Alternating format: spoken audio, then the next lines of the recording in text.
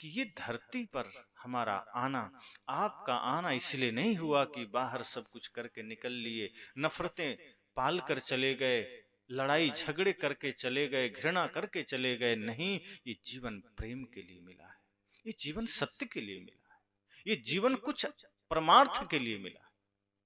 एक है स्वार्थ, एक है परमार्थ। स्वार्थ मतलब वह काम जो स्वहित के लिए किया जाए, स्व अर्थ, स्व मतलब खुद, अर्थ मतलब प्रयोजन।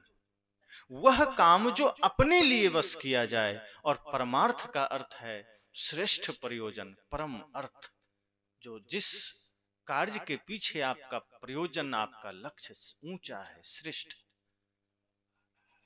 और वो वही काम है जब आप मानवता की सेवा का ख्याल करते हैं, जब आप माता पिता गुरु की सेवा का ख्याल करते हैं, जब आप छोटे छोटे जीवों पर भी दया करते हैं, जब आप सबके भीतर परमात्मा का दर्शन करते हैं,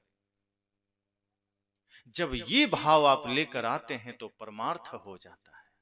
सुबह उठिए और कोई प्यासा द्वार पर खड़ा दिखाई दे जाए, एक गिलास पानी श्रद्धा पूर्वक दे दीजिए, आप समझ जाइए आपने परमार्थ कर लिया। कोई लाचार है और बन सके आप उसकी सेवा कर दीजिए, समझ जाना आपने परमार्थ कर दिया। माता पिता लाचार हैं, आप उनकी सेवा कर दीजिए, समझ जाना आपने परमार्थ कर दिया। कोई दीनहीन गरीब है, आप उसकी सेवा कर दीजिए, आपने परमार्थ कर लिया, बल्कि आपने पूजा कर लिया। आपको मंदिर जाने का अवसर मिले ना मिले कोई बात नहीं, लेकिन अगर आपने किसी प्यासे को पानी पिला दिया, आप समझ जाना आप बैजनाथ धाम जाके बाबा पर जल चढ़ा दिए। आप किसी भूखे को भोजन करा दो श्रद्धा से, आप समझ जाना आपने परमात्मा को भोग लगा दिया। लेकिन यदि आप परमात्मा को भोग लगा रहे हैं, बैजनाथ धाम में जल चढ़ा रहे हैं, और किसी प्यासे को देखकर आपका हृदय द्रवित ना हुआ, किसी भूखे को देखकर आपका हृदय द्रवित ना हुआ, तो समझना कि आपका वो जल चढ़ाना सिवाय पाखंड के और कुछ नहीं है। आपका भगवान के मंदिर में भोग लगाना सिवाय पाखंड के कुछ और नहीं है। आज समस्या हमारे समाज की यह है कि हम मंदिरों में भगवान को देख लेते हैं, लेकिन इंसान में भगवान को नहीं देख पाते। हम मंदिरों में भगवान को देख लेते हैं, लेकिन अपने माता पिता गुरु में भगवान का दर्शन नहीं कर पाते। साहब कहते हैं अपने भीतर के जीवन को देखो, अपने भीतर लौटो, अपने मन का स्वामी बनिए, अपने इंद्रियों का स्वामी बनिए, अपने आप का दृष्टा बनिए, ताकि आप सत्य को देख सकें, ताकि आपके जीवन में भक्ति जागृत हो सके, ताकि आपके जीवन में प्रेम जागृत हो सके, पुण्य परमार्थ जागृत हो सके। और जब जीवन में पुण्य और परमार्थ जागृत होगा, पूरा संसार घर बन जाएगा, सभी लोग अपने बन जाएंगे, और फिर जो भी आप कर्म करेंगे, उस कर्म का प्रयोजन परमार्थ ही होगा। फिर आप घर में भी झाड़ू लगाएंगे तो आपका भाव ऐसा होगा कि आप मंदिर में झाड़ू लगा रहे हैं। साहब तो कहते हैं अगर मन पवित्र हो तो आप सड़क में झाड़ू लगाएं तो मंदिर में झाड़ू लगाने का फल मिलेगा। अगर आपका मन पवित्र है और आप अपने माता पिता गुरु और अपने परिवार में ही भोजन बढ़िया से बना के खिलाएं, तो समझना कि आपने भगवान को ही भोजन कराया। लेकिन समस्या क्या है कि हम लोग बाहर के भगवान के लिए तो बड़े ही श्रद्धा जागृत कर लेते हैं, प्रेम जागृत कर लेते हैं। अभी छठ पूजा आ रही, सभी लोग बड़े ही पवित्रता से, और जितना दिन तक छठ पूजा चलेगी, जितने बाजार हैं मांस मछली सब बंद हो जाएगा। 4-5 दिन तक पूरा बाजार लगेगा स्वच्छ हो गया। अभी तो जाते हैं तो दोनों तरफ लगता है बूचड़ खाना में आ गए, गाड़ी का कांच बंद करके सीधे देख के जाना पड़ता है कि कहां से राक्षसों के बीच में आ गए। लेकिन छठ पूजा आते ही सब बंद हो जाता है। मैं ये नहीं समझ पाता हूं कि आदमी जानता तो है कि ये गलत कर रहे हैं, अगर उसको लगता हम सही कर रहे हैं छठ पूजा में, तो और बढ़िया से निकाल के काट के लगाए रहता। पूजा में काहे बंद करता है? छठ पूजा आ गया तो मांस बंद करने की क्या जरूरत है? अगर मांस खाना, जीव हत्या करना बढ़िया धर्म का काम है, तो आदमी पूजा में भी उसको चालू रखता। लेकिन आदमी को इतना तो पता है कि पूजा बहुत पवित्र चीज है और ये मांस बहुत गंदा चीज है, इसलिए पूजा के समय 4 दिन बंद कर देना है। तो जब आप छठ पूजा जैसे त्योहार करते हैं, कितनी पवित्रता से करते हैं, कितने भाव, कितनी श्रद्धा से करते हैं, एक एक चीज का ख्याल रखा जाता है। और पूरे भारतीय पर्व त्योहार में सबसे पवित्र त्योहार छठ पूजा है। सबसे ज्यादा पवित्रता का ध्यान छठ पूजा में रखा जाता है। नए बर्तन, नए कपड़े, नया चूल्हा, नया सब कुछ होता है, सारी तैयारी नई होती है। धान की कटाई भी लगभग शुरू होती है, सब कुछ, प्रकृति भी नया रूप लेती है और उस समय वो त्योहार अद्भुत होता है। लेकिन भाव क्या होता है? छठ मैया को देना है, सूरज भगवान को देना है। सदगुरु कबीर कहते हैं, अगर इसी भाव से, इसी पवित्रता से, इसी भक्ति से आप रोज भोजन बनाइए तो आपके लिए तो रोज छठ पूजा हो जाएगा। लेकिन नहीं, 4 दिन करना है, बाकी दिन वही नरक मचाना है। 4 दिन भाव दिखाना है, बाकी समय वही समस्या खड़ी करके चलना है। 4 दिन आप पवित्रता से जी रहे हैं, 4 दिन आप बढ़िया से जीवन जी रहे हैं, अगर उसी को आप कंटिन्यू कर दें, प्रतिदिन करें, क्या दिक्कत है? फिर तो हर दिन पूजा है। 1 घंटा मंदिर में पूजा किए, साहब कहते हैं अगर आप मन को पवित्र कर लीजिए तो आप जो कुछ भी करेंगे पूजा ही होगा। फिर आप घर में भोजन बनाइए तो पूजा है, झाड़ू लगाइए तो पूजा है, सड़क साफ करिए तो पूजा है, बच्चे की सेवा कीजिए तो पूजा है, खेत में काम करिए तो पूजा है। लेकिन नहीं, हम ऐसा नहीं कर पाते। और ऐसा न करने के पीछे कारण ये है कि हम धर्म सत्संग को आज अपने से दूर करते चले गए। आज हम सत्संग में बैठते जरूर हैं, लेकिन सत्संग हमारे अंदर नहीं बैठता। हम पूजा में बैठते हैं, पूजा हमारे अंदर नहीं बैठती। हम सत्संग में बैठते हैं, घंटों घंटों बैठ लेते हैं, लेकिन हम करते वही हैं। कई लोग कहते भी हैं कि सत्संग में सब बातें थोड़ी जिया जाता है, कलयुग है। कलयुग सतयुग कुछ नहीं होता। सतयुग था तो क्या वहां राक्षस नहीं थे? सतयुग में बल्कि बड़े बड़े राक्षस हुए हैं।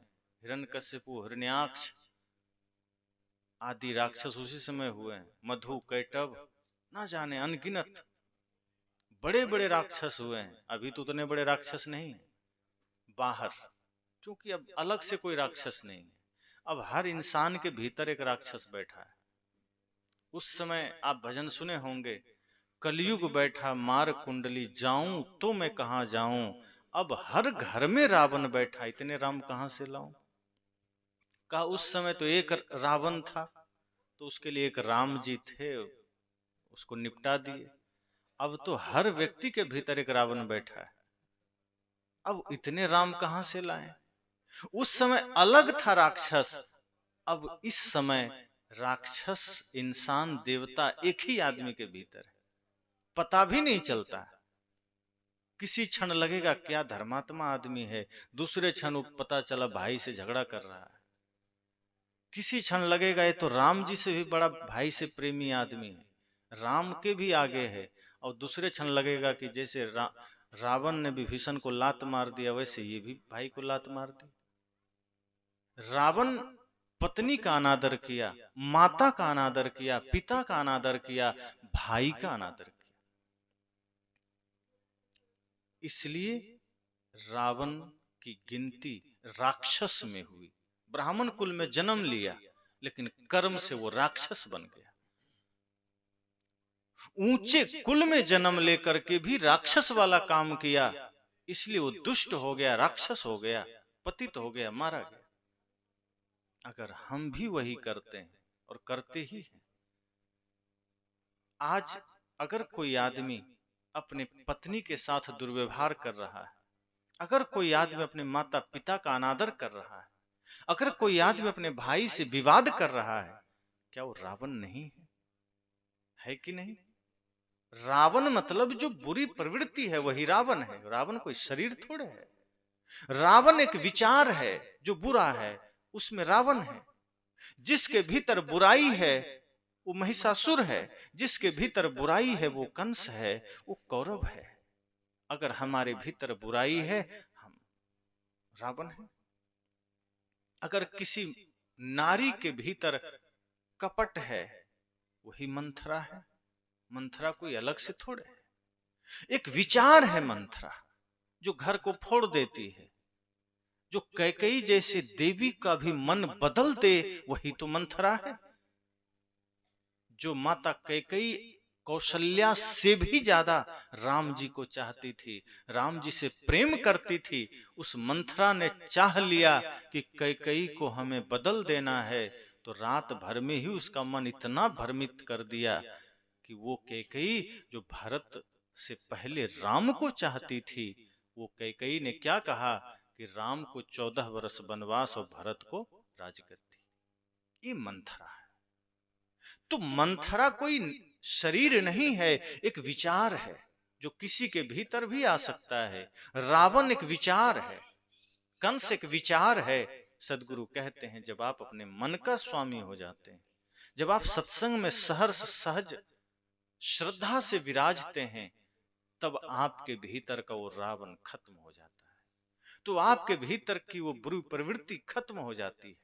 फिर आपके भीतर शुभता का वास होता है, फिर आपके भीतर दैवी संपदा जागृत होती है। एक है आसुरी संपदा, एक है दैवी संपदा। कृष्ण गीता में कहते हैं अर्जुन से कि अर्जुन अपने भीतर वो दैवी संपदा जागृत करो। ये आसुरी संपदा सदैव व्यक्ति को विवाद में लेके जाता है। जो व्यक्ति विवाद करता है, जो व्यक्ति मांसाहार करता है, जो व्यक्ति बुरे कर्म करता है, जो व्यक्ति माता पिता का अनादर करता है, जो व्यक्ति किसी से प्रेम नहीं रखता, समझ जाना उसके भीतर आसुरी संपदा आ गई है। और जो व्यक्ति सबसे प्रेम रखता है, शुद्ध सात्विक आहार लेता है, जो व्यक्ति बड़ों का सम्मान करता है, छोटों पर करुणा करता है, समान लोगों के साथ प्रेम रखता है, समझना उसके भीतर दैवी संपदा आ गई है। इसलिए मैंने कहा कि ये जीवन है तो थोड़ा, कोई नहीं जानता कब किसको जाना हो जाए। ऐसा नहीं है कि जो बूढ़ा है वही पहले जाएगा। यहाँ जवान भी पहले चल देते हैं, बच्चे भी पहले चल देते हैं। इस जीवन का कोई भरोसा नहीं।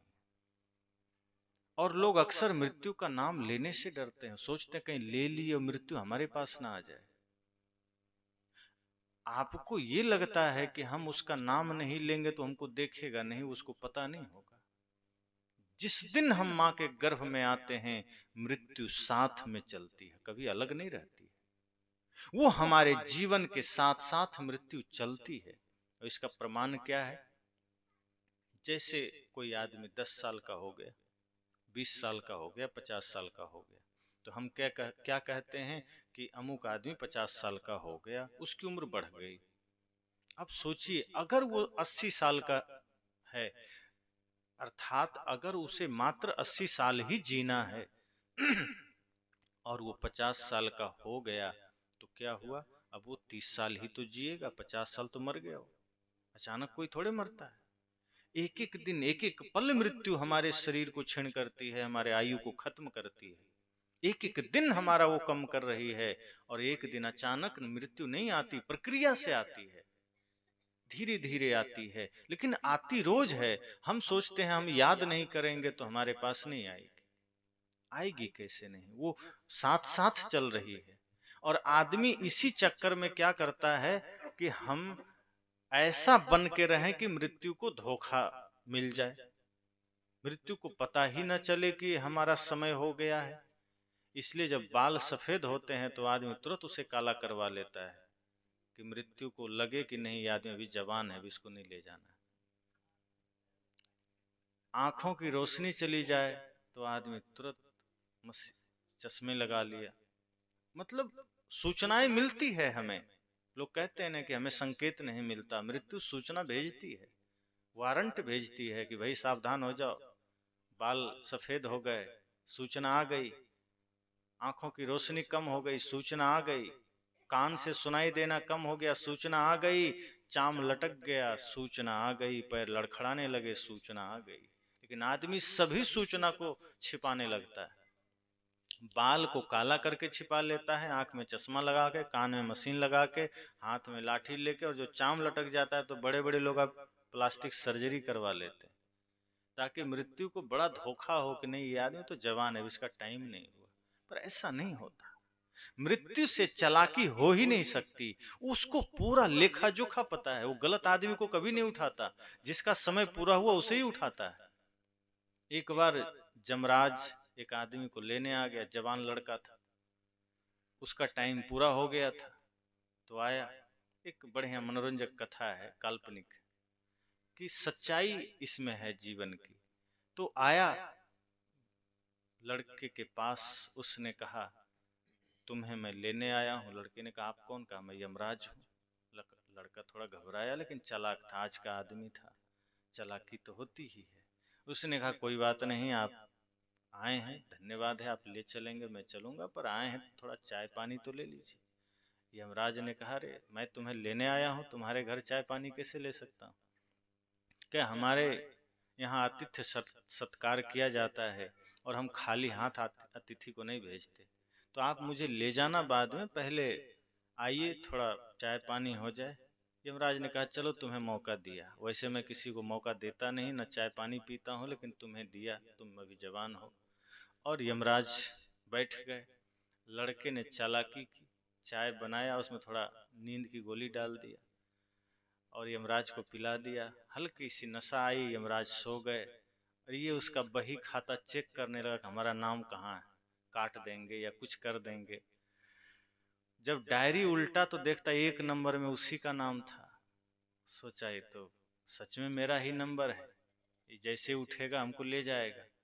उसने क्या किया, ऊपर से अपना नाम काट के नीचे लिख दिया, एकदम लास्ट में, डायरी के आखिरी छोर में, और ऊपर हटा दिया। यमराज की नींद पूरी हुई, वो जगा, बड़ा खुश हुआ, कहा बेटा तुम्हारी सेवा से मैं बड़ा प्रसन्न हूँ, मुझे बड़ा आनंद मिला। अब क्या कहूँ, आया तो मैं था तुम्हें ही लेने, लेकिन अब मेरा मन बदल गया, अब मैं ऊपर से नहीं नीचे से शुरू करूंगा। और फंस गया, चालाकी किया था कि नाम काट के नीचे कर दूंगा। यमराज ने कहा खुशी मिली तुम्हारी सेवा से, अब मैं ऊपर से नहीं नीचे से करूंगा, और आखिरकार उसे जाना पड़ा। कहानी से तात्पर्य यह है कि मृत्यु से आप चाह लें, खुद मृत्यु भी चाह ले कि हम तुम्हें नहीं ले जाएंगे, तो ऐसा हो ही नहीं सकता, जाना ही है। सदगुरु कबीर कहते हैं जो सत्य है उससे डरना क्या, जो सत्य है उससे भागना क्या, बस कोशिश ये करना है इससे पहले कि मृत्यु आए जीवन को सजा लेना है, इससे पहले कि जीवन में हमारी अंतिम घड़ी आए जीवन को व्यवस्थित कर लेना है। अब एक संत कह रहे थे जीवन को सजा लेना है, दूसरे दिन लड़का ब्यूटी पार्लर गया, सजा उज के आ गया। कहा गुरुजी आप बोल रहे थे सजा लेना है जीवन को, मैं देखिए सजा उजा के आ गया, पूरा क्रीम उरीम पाउडर लगा के, बाल इधर उधर करके। संत ने कहा तुम गलत समझे, मैंने जीवन को सजाने कहा था, तुम शरीर को सजा लिया, ये शरीर तो नश्वर है, तुम आज सजा लिए, 2 घंटे बाद ये सुंदरता चली जाएगी। जो सुंदरता ब्यूटी पार्लर से आती है वो क्षणिक होती है, और जो सुंदरता धर्म से सत्संग से आती है वो शाश्वत होती है। आज आपके शरीर सुंदर मालूम पड़ते हैं, आप ब्यूटी पार्लर से सुंदर होके आ जाते हैं, थोड़ा बीमार पड़ जाइए, 2 घंटे बाद आपकी सुंदरता खत्म हो जाती है। लेकिन जिन्होंने अपने कर्म को सुंदर बना लिया है, जिन्होंने सत्संग के द्वारा अपने जीवन को ही सुंदर बना लिया है, माता सबरी का शरीर सुंदर नहीं था, लेकिन उन्होंने अपने कर्म को इतना सुंदर बना लिया, उन्होंने अपनी भक्ति को इतना श्रेष्ठ कर लिया कि आज भी हम उनकी पूजा करते हैं। तो सत्संग भी एक ब्यूटी पार्लर है, और यहां से जो सुंदरता हमें मिलती है वो कभी मिटती नहीं। इसलिए साहब ने कहा कि बाहर के क्षणिक जगत से कुछ पाने की उम्मीद मत रखना, खाना पीना जी कर चल देना, लेकिन अपने भीतर के जीवन को सुंदर बनाना, जीवन को सजाना। और हमारे जीवन के लिए जो असली हमारा गहना क्या है, बाहर हम अंगूठी पहन लेते हैं, चैन पहन लेते हैं, और भी बहुत सारे आभूषण आते हैं, माताएं पहनती हैं। संत कहते हैं असली गहना आपका प्रेम है, सत्य है, भक्ति है, सेवा है। अगर ये गहना आपने पहन लिया, अगर ये आभूषण आपने पहन लिया, तो जन्मों जन्म तक आपकी सुंदरता बनी रहेगी और कोई आपकी सुंदरता आपसे छीन नहीं सकता। माता सीता आज क्यों याद की जाती है? चूंकि माता सीता ने संकल्प लिया था। आज माताएं तमाम तरह के व्रत करती हैं, त्योहार उपवास करती हैं। किसके लिए? अभी कुछ दिन पहले तीज व्रत हुआ पति के लंबी उम्र के लिए, और आज भी शायद करवा चौथ का त्योहार है। आज भी पति के लंबी उम्र के लिए माताएं व्रत करती हैं। माता सीता से किसी ने कहा कि माता आपके लिए बढ़िया व्रत क्या है, आपके लिए सच्चा व्रत क्या है? एकादशी है कि तीज है कि क्या है? माता सीता ने क्या कहा था? एक ही व्रत एक धर्म नेमा, काय वचन मन पति पद प्रेमा। माता सीता ने कहा मेरे लिए सच्चा पर्व, सच्चा व्रत, सच्चा त्योहार सिर्फ इतना ही है कि तन मन वचन से इस प्रभु श्री राम के चरणों में प्रेम रखना। उनके भाव, उनके प्रति सच्चा भाव, सच्ची निष्ठा, यही मेरे जीवन का सबसे बड़ा व्रत है। लेकिन आज क्या होता है? माता सीता ने कहा था एक ही व्रत एक धर्म नेमा, काय वचन मन पति पद प्रेमा। लेकिन आज ये फार्मूला बदल गया है। एक ही व्रत एक धर्म नेमा, और आज की माताएं कहती है पति मांगे भोजन तो पत्नी जाए सिनेमा। आज व्रत वो नहीं है जो माता सीता ने कहा था। तो माता सीता क्यों आज इतनी पूजी जा रही हैं? लक्ष्मीबाई की पूजा क्यों होती है? मीराबाई की पूजा क्यों होती है? अनुसुईया की पूजा क्यों होती है? क्योंकि इन लोगों ने अपने जीवन को धर्म से सजाया था, भक्ति से सजाया था, प्रेम से सजाया था। आज हम कपड़ों से, बाहरी कृत्रिम साधनों से शरीर को सजा लेते हैं, लेकिन प्रेम से, धर्म से, सेवा से, निष्ठा से जीवन को नहीं सजा पाते। और वो सुंदरता क्षणिक होती है जो हम बाहर से लाते हैं। इसलिए संतों ने कहा कि अपनी अंतिम घड़ी कब आ जाए कौन जानता है।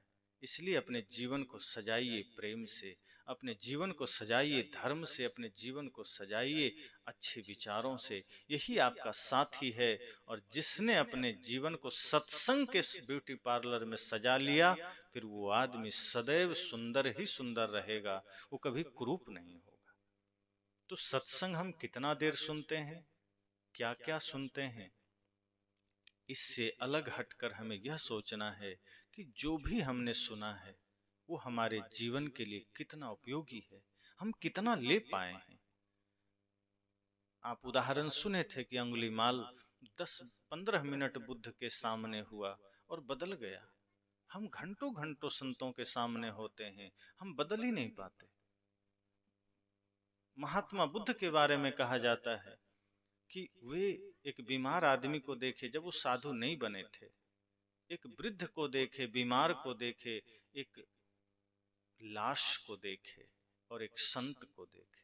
ये 4 घटना उन्होंने देखा और उनको दुनिया से बैराग हो गया कि क्या मैं भी बीमार पड़ूंगा? ये शरीर रोग का घर है। आज स्वस्थ है, सब कुछ अच्छा लग रहा है। जिस दिन रोग आ जाता है अपना शरीर ही बोझ मालूम पड़ता है। सिद्धार्थ ने कहा कि मैं भी बीमार हो जाऊंगा, क्या मैं भी बूढ़ा हो जाऊंगा, क्या मैं भी मर जाऊंगा?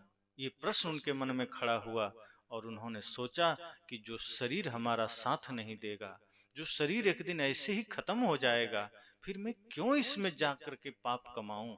मुझे सत्य की खोज करनी है। और उन्होंने बुद्धत्व को पाया और दुनिया को भी बुद्धत्व का संदेश दिया। इसलिए वो 4 घटना से उनका जीवन बदल गया। हम तो 4000 घटना देखते हैं, हमारा जीवन नहीं बदलता। कितने बूढ़े को हम देखते हैं, कितने बीमार को हम देखते हैं, कितनी लाशों को देखते हैं, हमारा जीवन नहीं बदलता।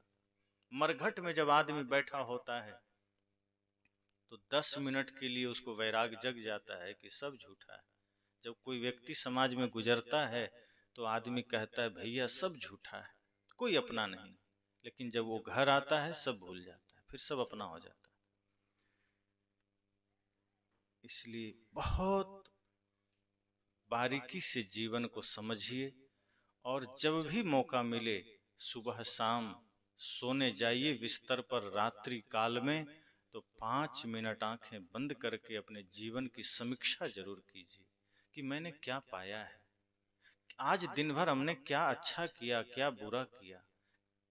और यदि कुछ बुरा हुआ है तो मन ही मन माता पिता गुरु के प्रति हाथ जोड़ते हुए ये संकल्प लीजिए कि यदि कल का सूर्योदय हम देख सके तो यह भूल हम कल नहीं करेंगे, कल हम कुछ अच्छा करेंगे। और जब सुबह जगिए 5 मिनट पुनः बैठ जाइए, लंबी गहरी श्वास लीजिए और संकल्प लीजिए, माता पिता गुरु को नमन करते हुए धन्यवाद दीजिए कि आज का सूर्योदय मुझे पुनः देखने को मिला, सबको धन्यवाद है, आज हमारा जीवन बढ़िया बीते, आज हमारा मन, आज हमारा जीवन पवित्रता में बीते। इसी संकल्प के साथ आप सुबह शाम अपने जीवन को जिए।